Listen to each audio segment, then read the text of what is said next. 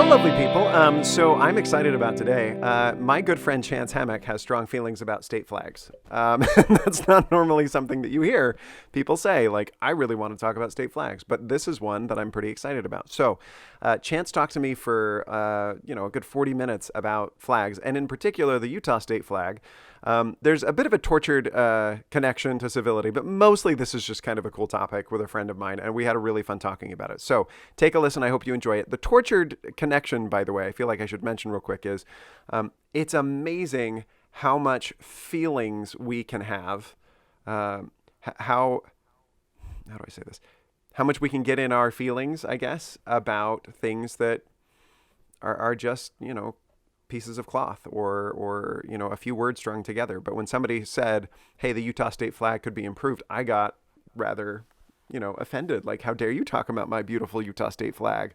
And we had a really long conversation about why that might not be the most healthy response and how to think about it. And now I am solidly on the Chance Hammock bandwagon of like, we need to do this. We need to make this happen. The Utah state flag could be better. And I had to, think through that and process it. And I think you'll be able to see kind of what I'm talking about. I am going to give a free plug to Chance Hammock really quick. He did not ask for this. He is a photographer and also a real estate agent in Utah. He's a trusted friend. I think that he'll treat you really well. So if you're looking for those things and you happen to be in Utah, check out chancehammock.com. I think this is going to be a real boon to his business out there in Utah with my 5 listeners all suddenly calling in, being like, hey, we need to sell a house. But even if I can't get him a lot of business, I do think it's important to say, this is a friend of mine, this is somebody I work with, and I trust him. And I think that on its own is valuable. So with that, I will get out of the way. Here is today's Nickelodeon episode, Utah Needs a New State Flag. All right. Well, welcome back, Chance. It's good to have you.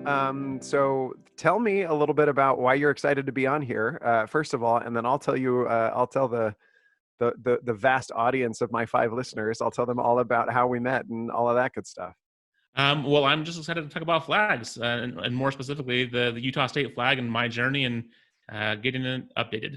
So one of my favorite things in life is getting to know people who are passionate about random things. And Chance, you are I think my most vexillology of friends. You are the most interested in flags, and we were talking about this. And I think, well, let me back up a step. So we actually met online and didn't actually interact in person for like 2 or 3 years. Yeah. Became really good friends online.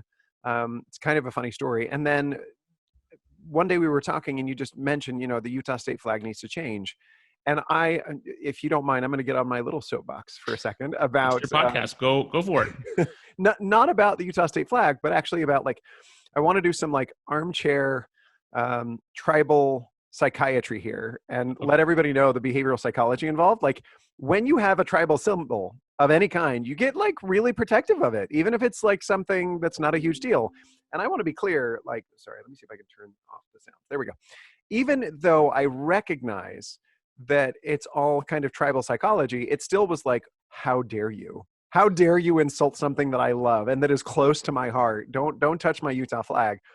And then you had a very calm and thoughtful, discussion with me about it. And I was like, oh, okay, yeah, I think you were right the whole time. We get that a lot. I'm shocked, I'm sure. Yeah. One other note before we start. This is one where you're actually going to show me some stuff on YouTube. Right now you're doing a very subtle message to people that if they need a Utah realtor, that you might know a guy. Yeah. But in addition to that, you're also going to be showing us some flags and the Utah state flag and what you like about it and what you don't like about it. So this is one where I'll still put it on Anchor on my podcasting platform. But this is probably one that you may want to watch on YouTube. So with that, why don't you walk me through the Utah state flag and why you think it should change? And I will try to play the devil's advocate a little bit and push you on the stuff that I disagree with you on. Yeah, please do. So I've been in Utah now for about 3 years, and one of the first things I noticed when moving here, and I noticed it frankly before then because I like flags and I am pretty good at pointing out state flags and finding them.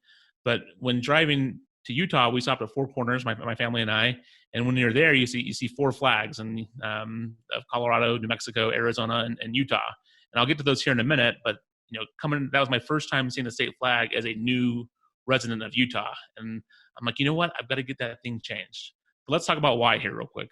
So I've got a nice little PowerPoint that I'll share, and I'll try to read as much of it as possible or describe it for your audio participants. Just need to go here and share my screen real quick. There we go. Sorry about that. All right. So can you see that? Yep, looks great. All right. So we've got the 5 basic principles of flag design. And this comes from Ted Kay at the North American Vexillological Association, NAVA. And he's an officer there. He's a secretary. So and NAVA. So there's actually a North American Hold on, I got to get this right. Vexillological Association. It's called there NAVA. is. And one of the guys here was like, "Hey, here's good flag design." Yeah. That's amazing. And these are so these are principles, guidelines, rules, but they're a good starting point for sure. And there are flags that kind of break these, and we'll talk about them here in a minute. But basically speaking, keep it simple. Use meaningful symbolism. Use 2 or 3 colors. No lettering or seals, and then be distinctive or be related. Okay, so I can see where the Utah state flag may struggle on a couple of these. Now, let me ask you a question. Are these like a metric for how good a flag is? Like if you get 5 out of 5 of these, it's a great flag? Or actually, I'm asking a question to which I think I know the answer. So let me just tell you what I think, and you can correct me if I'm wrong. Go for it. Just because it meets all 5 of these doesn't mean it's necessarily a good flag. And just because it means none of them doesn't mean it's a bad flag. Got it. But these are just general rules. And I kind of think of it like I think of graphic design principles or music theory principles. I remember in music theory, my teacher was like, we're going to learn the rules of Bach so that when you break them, you know which rules you're breaking. Because it may be that it's great to break those rules, but first you have to know what they are so that you understand how this stuff feels. And I feel like this is kind of a similar thing. Yeah, exactly. Like, I'm a photographer. Rule of thirds is one of the first things you learn as a photographer. And you also learn after that, when do you break it? How can you break it? Why do you break it? So there are times to break, any rules or guidelines for sure. So moving on to the next slide, there's this great YouTube video by Ted Kay. I believe it's a TED Talk, not Ted Kay, by Roman Mars. And if you could link that in your show notes, I'd appreciate it. Yeah, sure. But one of the things he says is, if you see your flag and like it, fly it, even if it violates a design rule or 2. And I'd say if it, I'd just add if it violates all the rules. I don't care. But if you don't see your flag, maybe it doesn't exist, or maybe it does, and it just sucks. And I dare you to join the effort to try and change that. So I swear I wasn't a plant. Like, I wasn't trying to lead into this perfect quote, but it actually ends up being totally perfect. So I guess what I'm getting from this is people don't fly the Utah flag, right? And the reason they don't fly it isn't because it's awful or because they hate Utah. It's just not a super memorable flag. It's not something where you go, yeah, that's the flag that I want to represent. So maybe we could make it something that people are excited about instead of what it currently is. And that's what we need. Exactly. And that's all we're going for. Like, I don't want to change the flag of Utah because I hate it or because I don't like Utah or I don't like what it stands for. I just don't see it. It's not used. It's not, it's just not out there. And I think that's a great point. And going back to the tribal psychology piece, like initially when we started talking about this, I got very quickly into my like Utah feelings. Like, I'm a native Utahn. Don't you tell me about my Utah flag. Like, get off of Utah's back. And it turns out you weren't critiquing Utah at all. In fact, no. What you said is that you have found Utah to be unexpectedly great and a good place for you and your family. And the Utah flag is just breaking a bunch of design principles that make it really not easy to like fly and to like be proud of. Exactly. Okay. And then, and just to clarify, so when we moved here, I didn't have a low bar for Utah. I was excited to move here. I didn't think I would ever live here. I'm an East Coast guy. I'm from Atlanta. I lived in Virginia for years, and I prefer the East Coast. But we moved here for various reasons, and I had a high bar, and it's even exceeded that. And I want to make Utah even better than it already is, and I think we can do that. One step would be through a flag. Well, and I appreciate you saying that. I didn't mean to mischaracterize you. I remember when we first met, you were not living in Utah, and I joked about it. I was like, hey, I go to family reunions there, then we could meet up. And you were like, Utah's not really a place I've ever considered. And then all of a sudden you were there, and I was like, how are you liking that? You're like, actually, it's great. It's been wonderful. So yeah, and you didn't. I just didn't want listeners to misconstrue any thoughts. Totally fair. Totally fair. Yeah. All right, so let's move on here real quick. So I've got another slide here, just the 4 corners here real quick. You've got the Utah flag, the Colorado flag, the Arizona flag, and the New Mexico flag. And I'll describe the Colorado flag real quick because we'll describe it in a bit on other things. But it's got three large stripes or bars, really, blue, white, blue, going horizontally. Then in the middle, just to the left of the middle, there's a yellow dot or yellow sun and a red C that circles the sun. Okay. Now let me just jump in for myself here, and Sure. again, playing devil's advocate, not trying to be mean to our neighbors in the Four Corners region. I look at this and I say, see, this is why I love the Utah state flag. It's classy, it's stately. There are a lot of national symbols there. The circle, the American flag, the beehive is very, very cool to me. And of course, the eagle and the two spears. There's a lot to like about the Utah flag. And if I can be honest, without trying to be offensive, I don't really love the other flags. Like, I don't think that they really speak to me. They're not really soul stirring.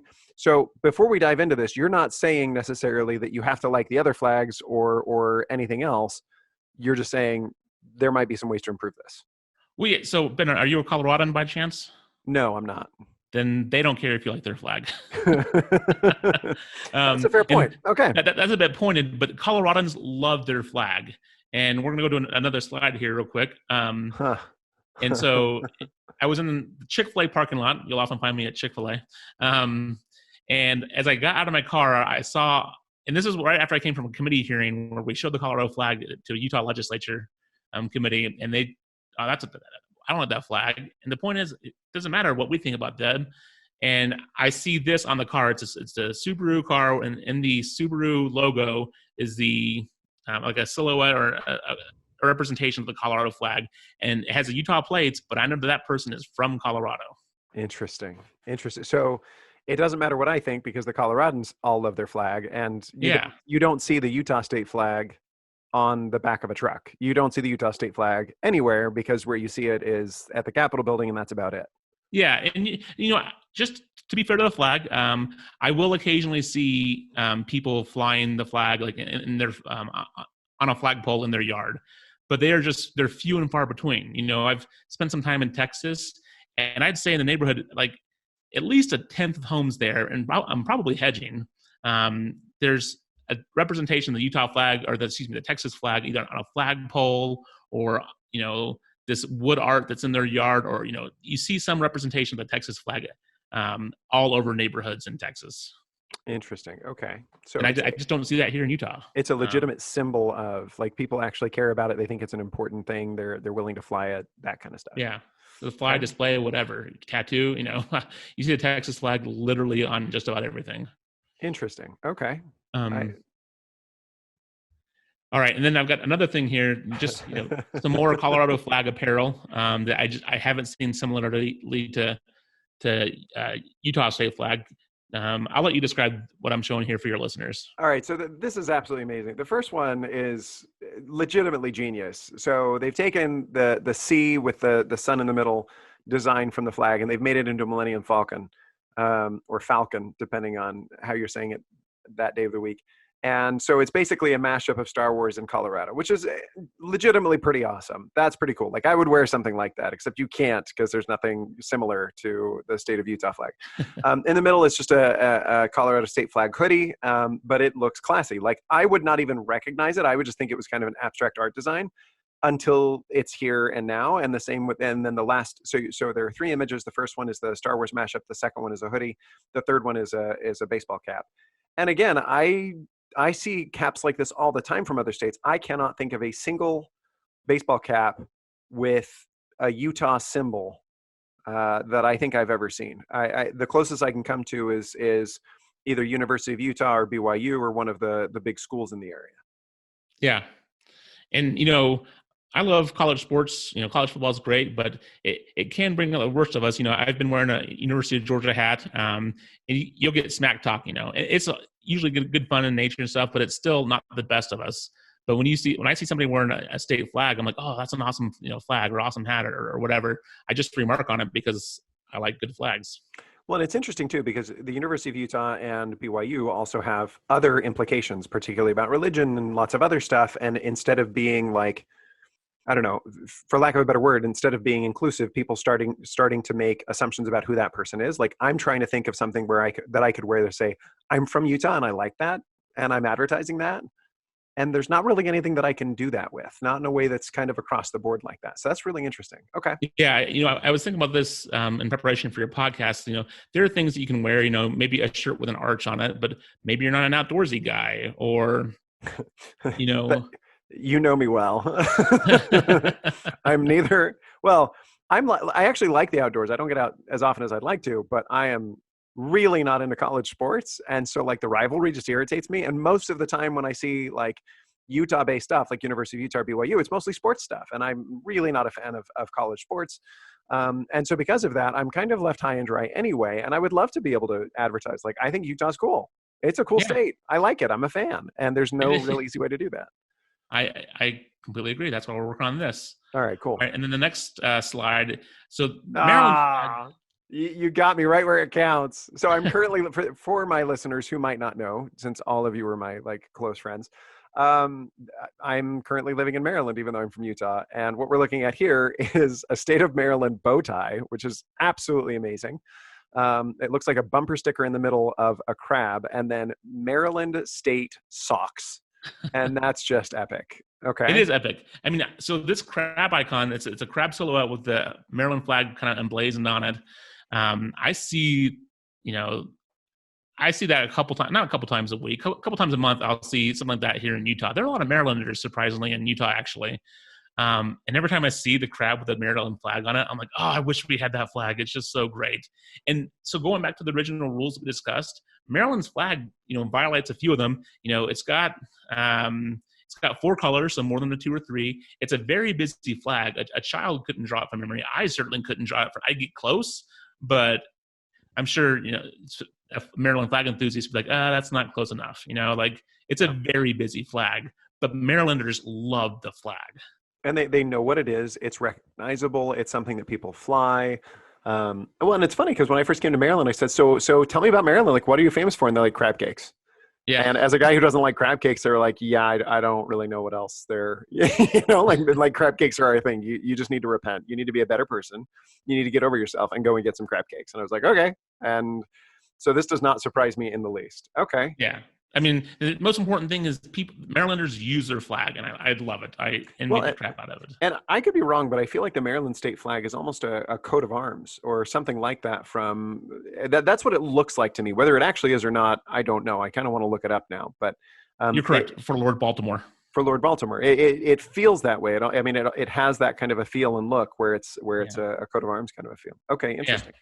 And there's some more history. I could do a whole podcast on the Maryland state flag sometime. Well, and that's funny because you actually could and you actually would. And now, am I right in saying that you could probably identify all 50 of the state flags? I get at least an A-. Okay. Yeah. Fair way to say that. Yeah. I don't think I would get even that close. So to be fair, you would get closer than you think because a lot of state flags have their state name on them. But if we took them off, you wouldn't be close. That's what I was about to say. I was like, I could probably get like the 10 states that have their names on them. And California. Well, California has its name on it too. But it does. That's about it. All right. So here we've got the state flag of Utah. Just to show it off here real quick. And then the next slide is going to be the great seal of the state of Utah. And it's funny. So one of the arguments against us is because we'll call Utah's flag a seal-on-a-bedsheet, an SOB. Okay. And their supporters. I don't say I'm sure nobody gets offended by that ever, right? No, nobody ever. Yeah, SOB doesn't offend anybody.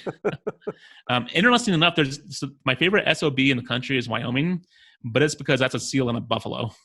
That's a seal and a buffalo. Okay, that's fair. So still an SOB, just a different. Yeah, it's still an SOB, but the Wyomingites love their flag. It's a well used flag. Anyway, so one of the arguments against us is that it's not really a seal on a bed sheet, but I just I've got a hard time.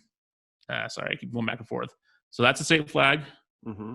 And that's a state seal. To be honest, if you hadn't shown me this, I would have a hard time picking between the two. I'll bet that if you gave this to 1,000 Utahns and said, which one of these is the seal, which one of these is the flag. I mean, the problem is it says the Great Seal. So that would probably, tilt in your favor. But I think So when you say seal on a bedsheet, what you mean is the seal of the state of Utah just put on a blue field, and that's it. Yep. Hmm. And it sounds like that's not totally uncommon. It's not uncommon at all. And if we're going to be pedantic, okay, this is not a seal on the bed sheet because we missed the outer ring that says the Great Seal of the State of Utah, 1896. Mhm. But unfortunately, we also have 1896 on the flag anyway. So Got it. I'd say it's 90% of the state seal. Yeah. But I'm not an expert in state seals. I couldn't tell you if the Utah state seal is good or if it's bad, if it should be changed or not.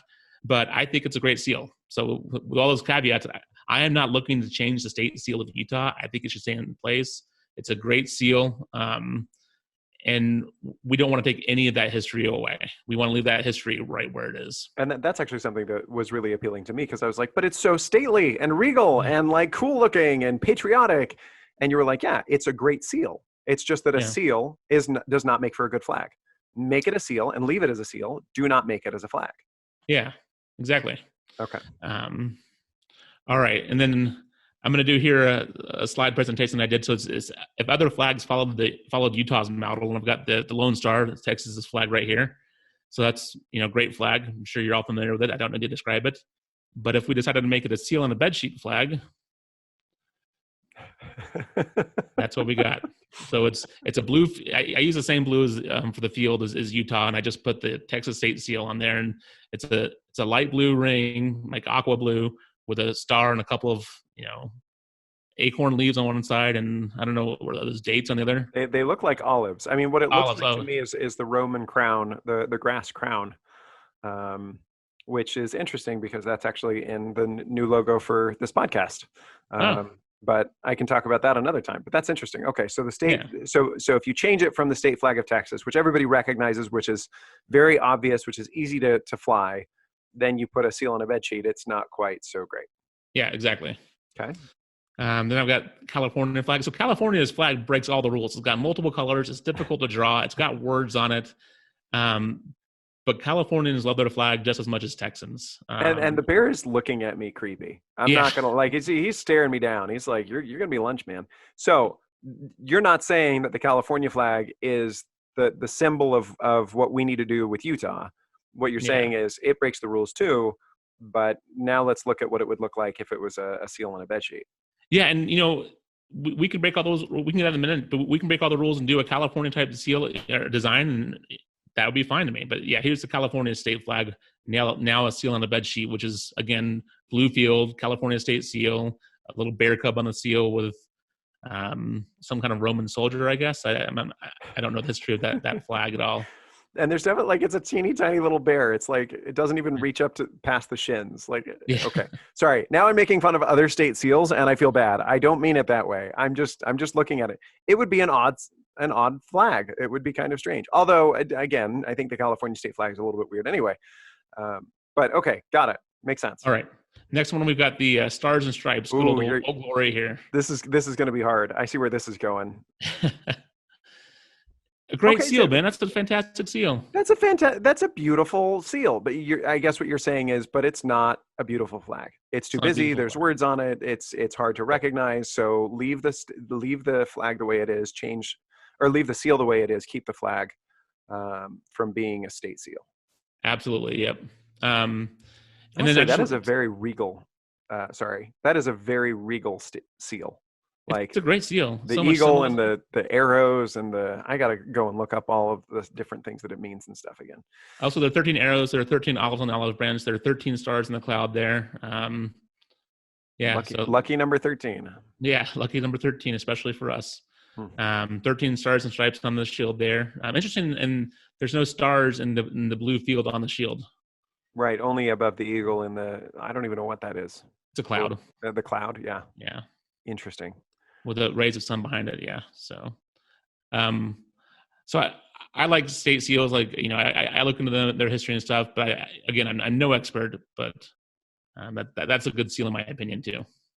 Interesting. All right. Okay. So here I've got a slide of about I don't know what is this 20 state flags across the country, and I've done a little mean thing here, and I had mentioned that a lot of state flags have their names on them, and that's the case on this one. And I've taken their names off, so you probably can't identify anybody. But I bet you can do Utah and Virginia. You're being awfully nice to me. You can do Virginia, can't you? Because it's next to Utah, right? Yeah, that's So I see Utah. I think Virginia is the one with the, yeah, I think I can recognize Virginia. Bottom right corner. yep. And I think I used to remember the history. Now I can't. I would be hard pressed to find any of the others. Yeah. There's a pelican, and I'm sorry to whoever knows what the pelican is, but that's just kind of random right now. It's Louisiana. Louisiana. I'm sorry, Louisiana. It's nothing personal. I just don't know why there's a pelican on there. There's the 1859 yellow and blue flag, which is like, I don't know why it's in yellow and blue, but there it is. That's actually my least favorite state flag of all those state flags. Really? Yeah. What flag is that? Now we're gonna get the haters out here on us. That's Oregon. Oh, no way. And here's why. That's only half of the flag. Oregon is, so it's kind of neat, but it's also kind of weird too. Oregon has a two-sided state flag, so on the other side of that flag, there's a beaver. There's a beaver on the other side, so it's not uniform on front and back. Yeah. Okay, so I feel like that could be really clever, or you could put a beaver on it. That would be really weird. I'm sorry, Oregon. I'm just making all the enemies today. Okay, so let's go back and we'll tease Utah's flag a little bit. Do you know what's on the back of Utah state flag? The back of Utah state flag? Yeah. Isn't it the same? I figured it would just be the same. It's the same, but backwards, so it's Hatu. Oh, you're kidding. It's just backwards. Interesting. Okay, well, Yeah. I guess that makes sense. That's why you don't have right on the flag, because on the other side, it's going to be backwards. Well, probably one of many reasons, but at least one reason is don't put writing on a flag. That's not where it belongs. And I'm seeing what you mean by seal on a bedsheet. These are all seals, and they've all got writing, and they've all got words, and most of them it'll say a date or the state or the seal or something like that, and it's just kind of confusing. Yep. And now imagine all these flags are displayed, and there are places in the country where all these flags are displayed. The subway between the Senate and the Capitol, they're displayed. They're displayed at the Kennedy Center. There are places where all these flags are displayed, and they become hard to read because they all just blend together. Right. And then imagine them on flagpoles, on 50 flagpoles, no wind, so they're just there, limp in the wind. You couldn't tell one flag from another unless you really knew your shades of blue. Yeah, exactly right. Yeah. What is the blue for the Utah state flag, by the way? Do you know what that background color is? I'm definitely know. This is definitely into the territory of like royal blue versus navy blue versus like regal blue. Like I don't know what they're called, but now I kind of want to look up what the name of the blue for Utah is. Anyway, I can do that at a different time. I don't. So anyway, so one of the things you asked me is, are there any proposed designs? And there are quite a few. I don't know that there are any that I'm behind, so to speak, but I just wanted to show, a few potential ones. Oh, wow. Look at that. Okay. So I feel like I think you've shown me some of these before. Yeah. And the top right one definitely looks like the flag of the good guys in a science fiction film, right? Yeah. Like, I think it's the star that makes me think of Star Trek. And then like the weird, like the gear, the gear reminds me of Star Wars. I feel like it's one of the Empire symbols, but some of these are really cool. Like the bottom right kind of has almost a Texas feel to it. It does. It's a little weird. It's a little weird because it's trying to be Texas, and I don't think we need to be. Yeah, agreed. The bottom center, you know what it is? I just figured it out. It's the color, because the bottom center and the top right both feel like Star Trek to me, because it's something that I could see Kirk wearing. It's the yellow. It's the yellow with the star. That's what it is. So the bottom left is classy. It's the beehive with the circle. Although I should admit, I love the beehive, but I also think any other state that's looking at the beehive is going, why on earth do they have a beehive? That's a really random thing to have. It is, especially when bees, I believe the honeybee is not native to Utah. We have them now, but my understanding is the honeybee is not native here. Well, I guess that would make sense, because it was a symbol of industry when the pioneers first came to Utah, and there wasn't a whole lot around, so they had to work really hard to survive, essentially. Yeah. But it just is kind of confusing and probably doesn't make sense to people outside. Now, the one that I think is my favorite, I think that, well, let me finish by saying the ones I don't like, which is all the rest of them except the one in the middle. I think that, well, the top left I don't like, and I wouldn't vote for, but I do like that it incorporates mountains. And it took me a while to see that, because at first I was like, I don't like it at all. And then I saw the mountains and I was like, okay, now I see where it's going. It's got some Red Rock Mountains and then the White Mountains for the snow. Like there's something about that I like. I wish they could incorporate. But the one in the middle is actually really pretty. It's a very beautiful flag. It keeps the circle there. It has the seagull lily. That's kind of cool. Yeah. I mean, yeah, this seagull lily on the current flag represents peace. Interesting. Okay. Well, yeah, go ahead. Here are a few more mock-ups. Okay. What is below the honeycomb there? Is that a seagull lily? It is, yeah. Just the outline of one. Okay, got it. But still, I mean, now it's recognized. I see what you're going for. Again, I think the beehive is a little bit strange for an outsider. To me, it's like, yeah, that's awesome. But I can see now what you mean by like 3 colors. Keep it simple. Yep. And this one, I think, has four, but that's okay. It's still simple. It's a whole lot better than the 15 that I think we have on the current one. Here's one.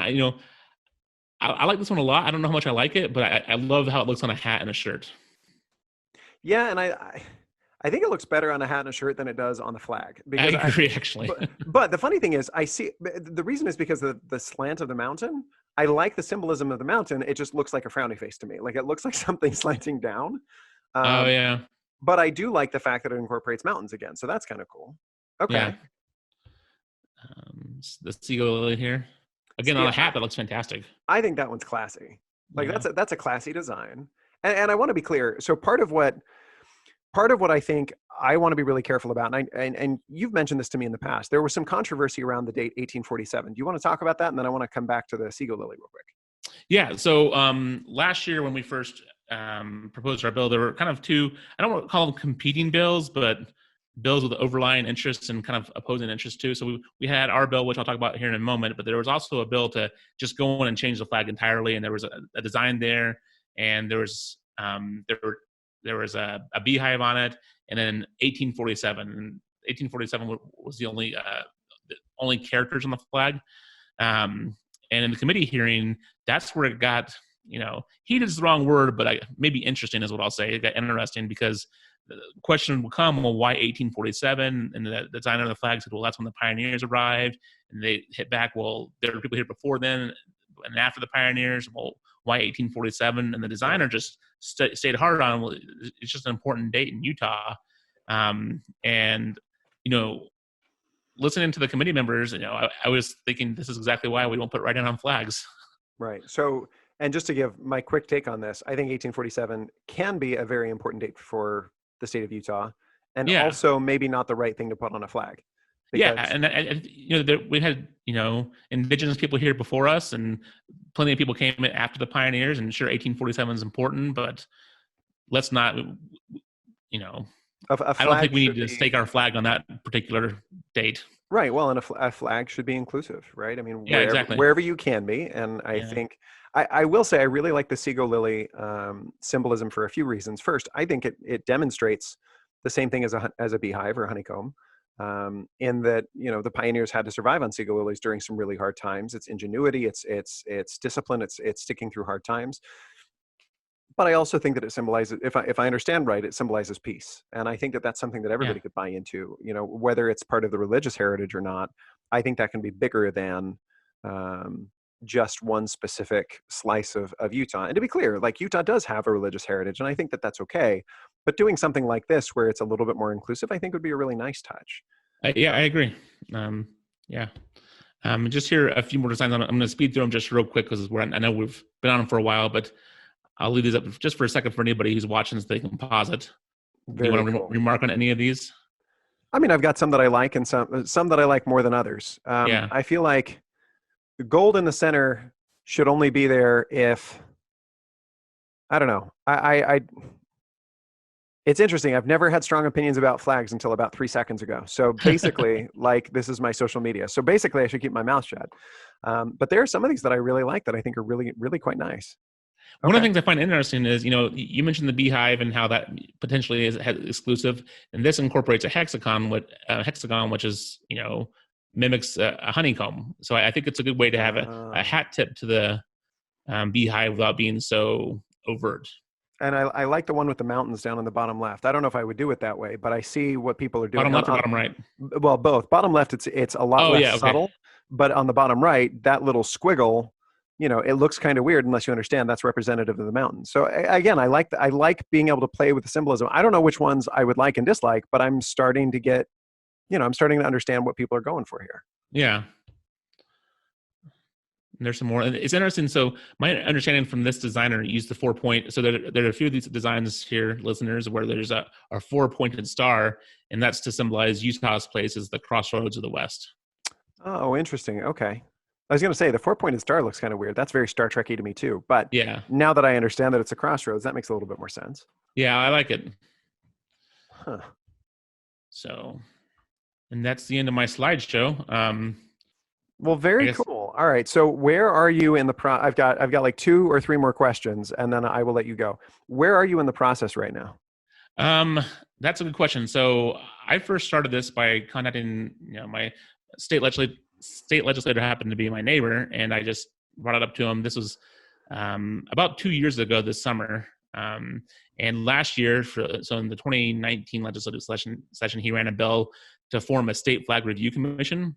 And more or less, he just wanted to bring stakeholders, people with an interest, together and form a commission to review the state flag and potentially review designs and say, all right, should we keep the flag? Yes or no? Yes. Okay, let's stop here. No. Okay, let's take on some designs.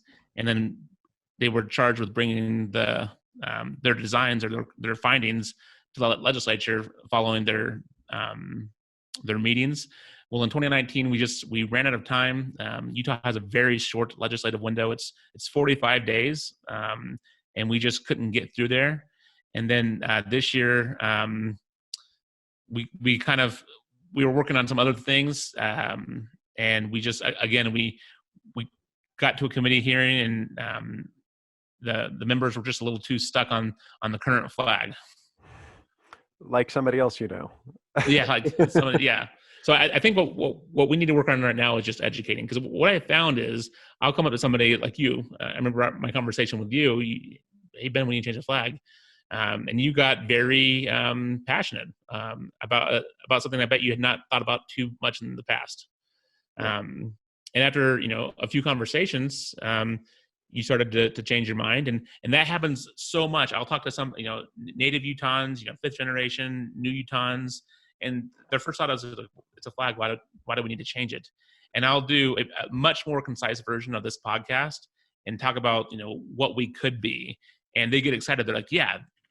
That's exactly what I want, especially if they've moved here from a state like Texas or Colorado, California, Maryland, some places where they use their flag a lot. They start to get really excited about having another flag that they can call their own. Interesting. Okay. Well, that is very helpful. All right. Let me play devil's advocate one more time. All right. And that is this something I tend a little bit libertarian. Is this something that the government should be spending its time and money on? Convince me of that. Hey, that's a great question. And it's one that we get, frequently. And unfortunately, I don't think it takes that much time or that much money. Flags have a natural shelf life. Schools are flying them, courthouses are flying them, and the wind, especially in Utah, is going to whip those things apart. Not pretty fast, but pretty regularly. So we've got to change flags out. And so there's a natural cost of flags in the state budget anyway, just, supplies and expenses or whatever. And then one of the things that our bill did last year was it would make the current Utah flag the state historic flag.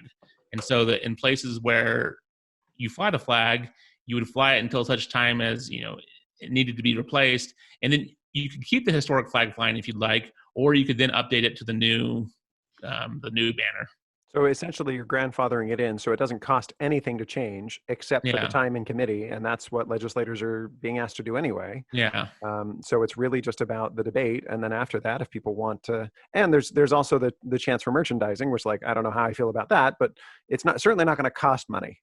It might even bring in some if it does anything. I think it brings in money if we did it right. I've been at kiosks, airport kiosks across the country,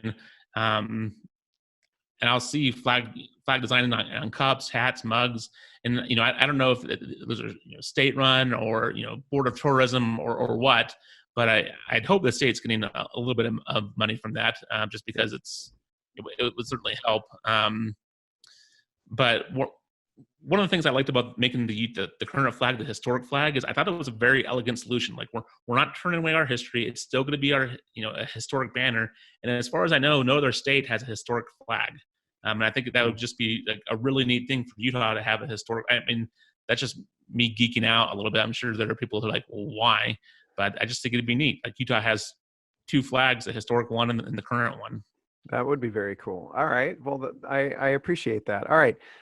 Before I let you go, give a quick self plug. You've come on here. You're going to share this with your friends. So you're also a realtor in Utah. You do some photography work, I know, on the side. If people want to get in touch with you, for realty, the best way is through chancehammock.com. That's it. Yeah. If you're looking to buy or sell in Utah or anywhere across the country, I can help you find an agent. Fantastic. Well, thank you so much for coming on, and thank you for being patient with me as I get in my tribal feelings about my flag. And with that, thank you everybody for listening, and we hope you found it helpful. Can I just get one more plug in real quick? Absolutely. Yeah, go right ahead. So some of the guys that I've been working with on the flag design, if you want to follow us, we're on Twitter at Utah Flag. At Utah Flag. Perfect. Yep. Now let's see if I can remember the whole sign-off line from memory.